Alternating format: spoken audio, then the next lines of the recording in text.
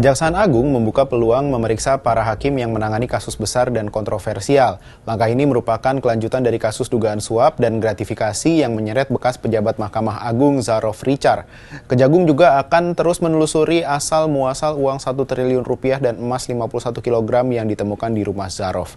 Hingga Kamis, Kejagung masih memeriksa Zarof dan 3 hakim di Pengadilan Negeri Surabaya yang diduga terlibat suap dan gratifikasi untuk membebaskan Ronald Tanur. Faktanya, mafia peradilan memang nyata wujudnya di pengadilan tingkat pertama sampai tingkat MA. Apa saja kasusnya? Sejumlah hakim agung yang terlibat suap dan diberhentikan. Salah satunya adalah Hakim Agung Ahmad Yamani yang diberhentikan pada November 2012 lantaran mengubah lama pemidanaan terhukum pengedar narkoba. Kemudian Hakim Agung Sudrajat Dimyati yang terbukti menerima suap pada Mei 2023 dan divonis Pengadilan Negeri Bandung.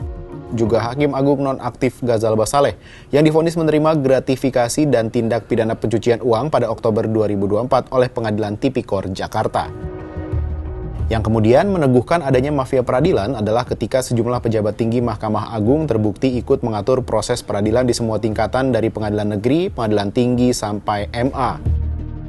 Sebut saja 3 kasus ditangkapnya mantan Sekretaris MA Nur Hadi Maret 2021 dan mantan Sekjen MA Hasbi Hasan pada April 2024 karena menerima suap dan gratifikasi serta menjadi perantara pengaturan perkara di lingkungan MA, Pengadilan Tingkat Pertama dan Tingkat Banding. Terakhir dan viral adalah operasi tangkap tangan oleh tim pidana khusus Kejaksaan Agung atas 3 hakim PN Surabaya yang membebaskan Ronald Tanur Oktober lalu. 3 hakim yang terjaring OTT adalah Erin Tuah Damanik, Mangapul, dan Heru Hanindyo. Peneliti Transparansi Internasional Indonesia, Iza Akbarani berpendapat jenis korupsi di MA didominasi suap dan gratifikasi terkait permainan perkara.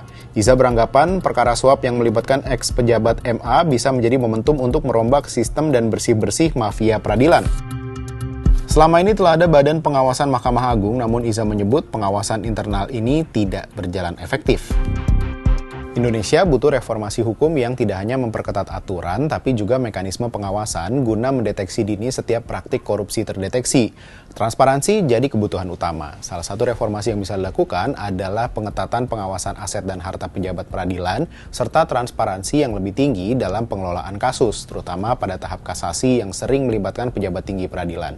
Selain itu, Kejaksaan Agung dan lembaga penegak hukum lainnya bisa semakin berani mengambil langkah progresif dalam penegakan hukum terhadap pejabat tinggi peradilan yang terlibat. Sampai jumpa di Bahas Peristiwa berikutnya.